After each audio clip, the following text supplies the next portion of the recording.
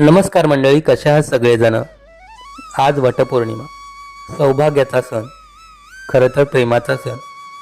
देवाब्राह्मणाच्या साक्षीने, थोरा मोठ्यांच्या आशीर्वादाने आपण लग्नबंधनात अडकतो आणि सुरू होतो सहजीवनाचा प्रवास. धडपडत अडखळत एक एक पाऊल टाकत संसाराच्या वाटेवर आपण अनेक वर्ष पुढे आलेलो असतो. पण त्या प्रत्येक पावलावर तिने वडाला फेऱ्या मारून आपलं नातं 7 जन्मासाठी घट्ट केलेलं असतं.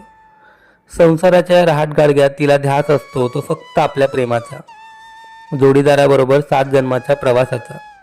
पण खरं सांगा, आपण कधी जोडतो का देवासमोर हात, तिची कायम साथ मिळावी म्हणून? खरं तर नाही. मला अगदीच माहिती आहे, संसाराच्या वाटेवर चालताना प्रत्येक पावलावर जबाबदाऱ्या वाढत जातात आणि त्या जबाबदाऱ्यांखाली दोघांमध्ये असलेलं प्रेमही कापरासारखं उडून जातं. अगदी तिच्यासाठी आपणही वडाला फेऱ्या माराव्यात असं म्हणत नाही आहे बरं का मी. पण संसाराच्या या वाटेवर एकमेकांसाठी थोडंसं थांबावं, थोडी विश्रांती घ्यावी, बोलावं जरा एकमेकांशी. मग बघा, उडून गेलेल्या कापराचा सुगंधसुद्धा संसारात कसा दरवळायला लागेल. व या वटपौर्णिमेला प्रत्येक नवऱ्याने वडाला एक प्रार्थना करायला हवी.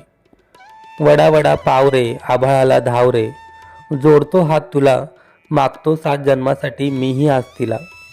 नमस्कार माझा स्वीकार आणि दे प्रेमाचं वाण, वचन देतो तुला, संसारात नाही करणार कधी तिचा अपमान.